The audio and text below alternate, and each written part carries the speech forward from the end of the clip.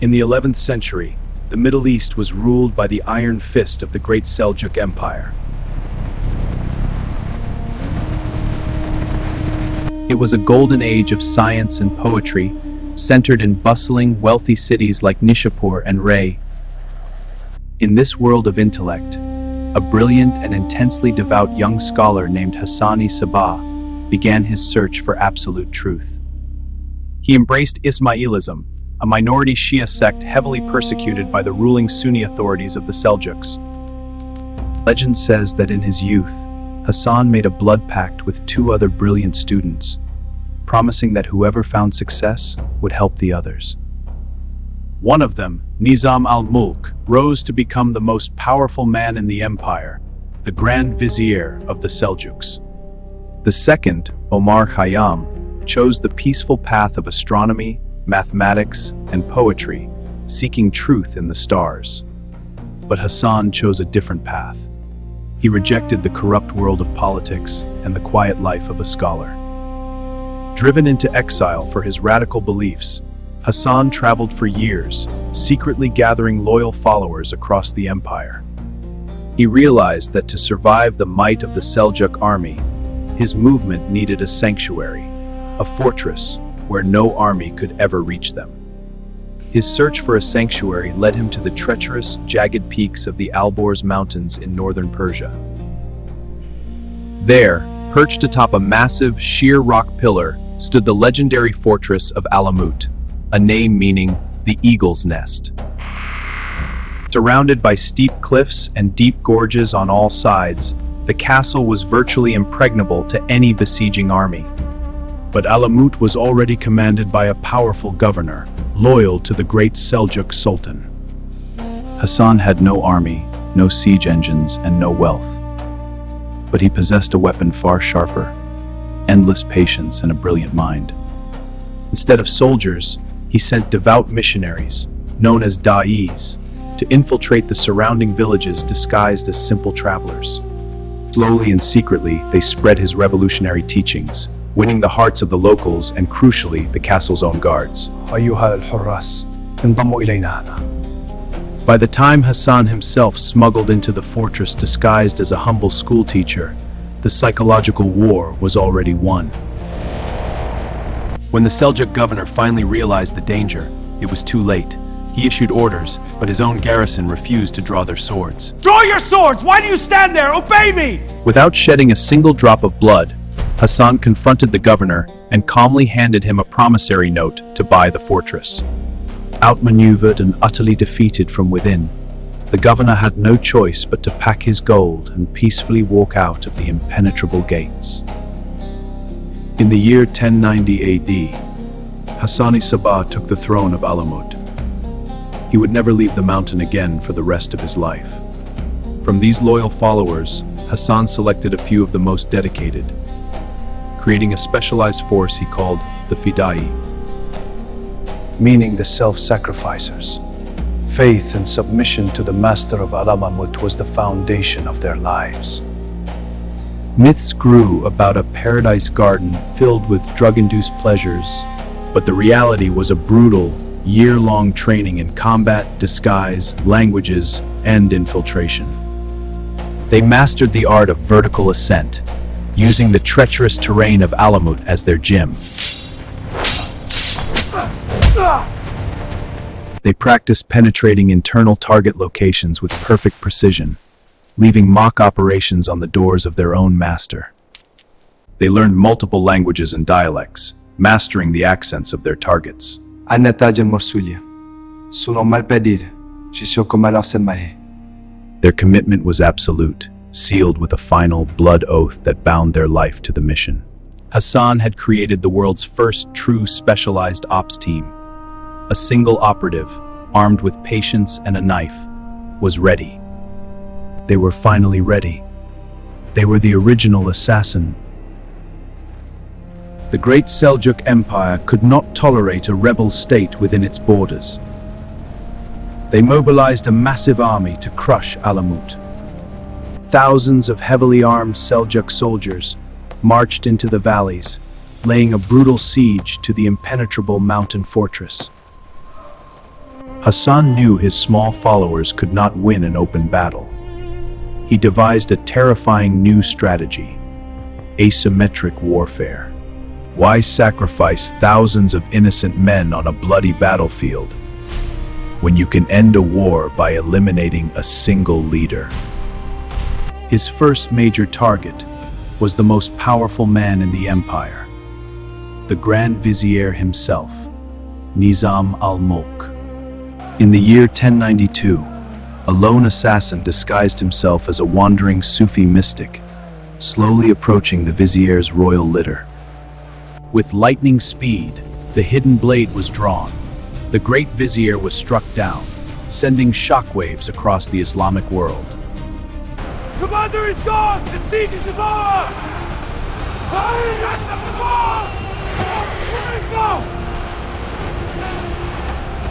This single, calculated strike proved the terrifying effectiveness of Hassan's method. The era of the political assassin had truly begun. But murder was not their only weapon. Hassan mastered the dark art of psychological terror to control his enemies. When a new Seljuk Sultan planned to attack, he awoke one morning in his heavily guarded, locked royal tent. Right beside his sleeping head, pinned deep into the ground, was a poisoned dagger attached to a chilling warning note. What has been pinned to the earth could have been plunged into your chest. The Sultan immediately sued for peace. Paranoia gripped the Middle East. Powerful kings and generals began wearing iron chainmail under their silk robes, trusting absolutely no one. Alamut was just the beginning. Over the next few decades, the assassins systematically captured a vast network of mountain strongholds. They established an invisible, decentralized state stretching across Persia, a kingdom of scattered mountain peaks connected by loyal spies. Their influence soon expanded far beyond the Persian mountains, reaching the turbulent lands of the Levant, right into the heart of Syria. There, they claimed the formidable fortress of Masyaf, a heavily fortified castle that would become the legendary headquarters of the Syrian Brotherhood. Through it all, Hassan ruled from Alamut with absolute, terrifying discipline. He was a man of extreme religious austerity. To prove that no one was above his strict laws, Hassan even ordered the execution of his own 2 sons for breaking the rules. For over 30 years, the Lord of Alamut never left his fortress. Legend claims he rarely even stepped out of his small quarters. He spent his final decades completely immersed in reading, administration, and writing the complex theological doctrines of his secretive order. But even the most brilliant and feared mortal cannot conquer time. In the year 1124, Hassan fell severely ill. The Grand Master breathed his last. The brilliant mind that founded the world's most feared covert organization was finally laid to rest. Unlike the corrupt kings he despised, Hassan did not build a royal dynasty. He passed leadership to his most capable general, Kia Buzurg Umid. Hassan was gone, but the machine he built was flawless. The order was now ready to face a terrifying new threat, the Crusades. By the late 12th century, a massive holy war erupted. The Crusaders arrived from Europe, clashing with Islamic forces. Caught in the middle of this massive, bloody conflict was the Syrian branch of the assassins, operating from Masyaf. Leading them was their greatest master since Hassan, the brilliant and enigmatic Rashid ad-Din Sinan. To the terrified European Crusaders, this mysterious, untouchable leader famously became known as the Old Man of the Mountain. Sinan was a master of diplomacy. He played kings, Templars, and Sultans against each other to ensure his people's survival. But his greatest rival was the legendary Sultan Saladin, who sought to unite the Muslim world and destroy the assassins.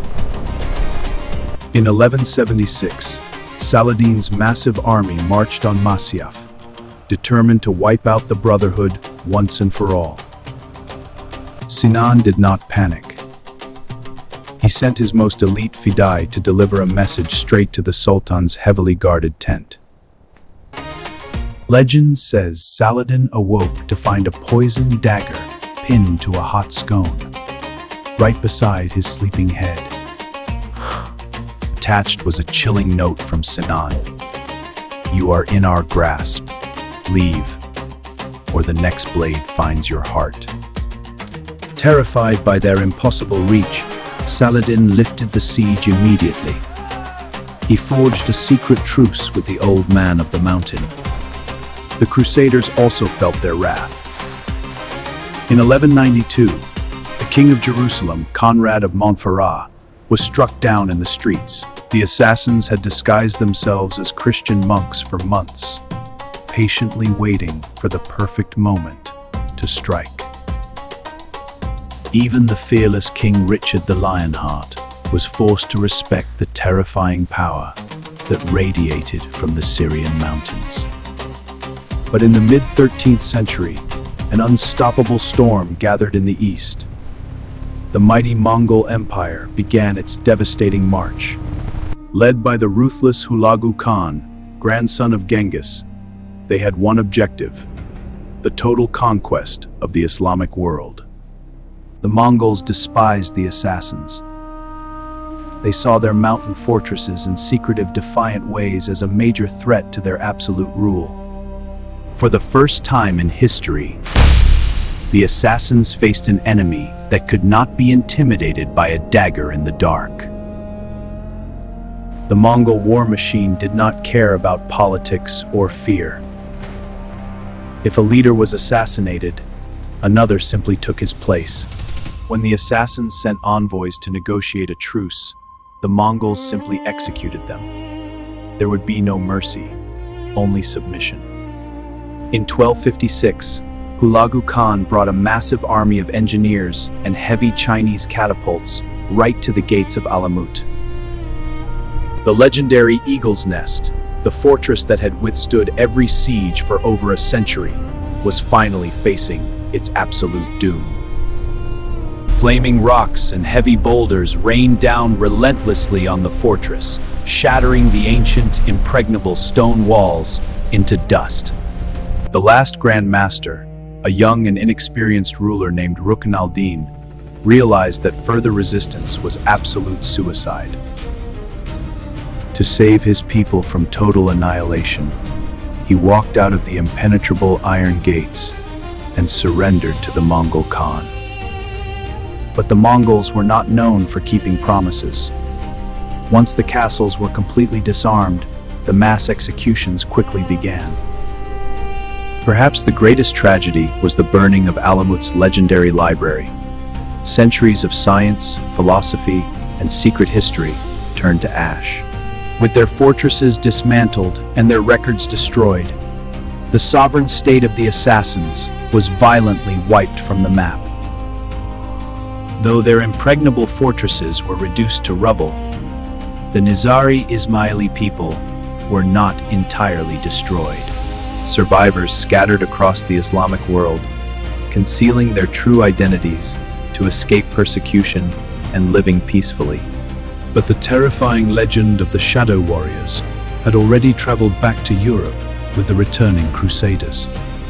Travelers like Marco Polo embellished the myths, spreading wild tales of drug-filled gardens and brainwashed killers. Their Arabic name, Hashashin, slowly morphed in the mouths of Europeans, giving birth to a brand new word: an assassin. A killer who strikes from the shadows, murdering prominent figures for political or religious reasons. Today, the modern Nizari Ismaili community numbers in the millions, known globally for their peaceful, humanitarian work. Yet, the blood-soaked ghost of Alamut continues to haunt the global imagination, refusing to be forgotten. From classic literature to blockbuster movies, The myth of the noble, hooded killer has become a cultural phenomenon. Most notably, they inspired massive video game franchises, where millions of players virtually leap from historical rooftops. We remain fascinated by their ultimate paradox, a devotion so pure it justified the darkest of sins. Hassan-i Sabbah never built a vast empire. Instead, with just a dagger, he conquered history from the shadows.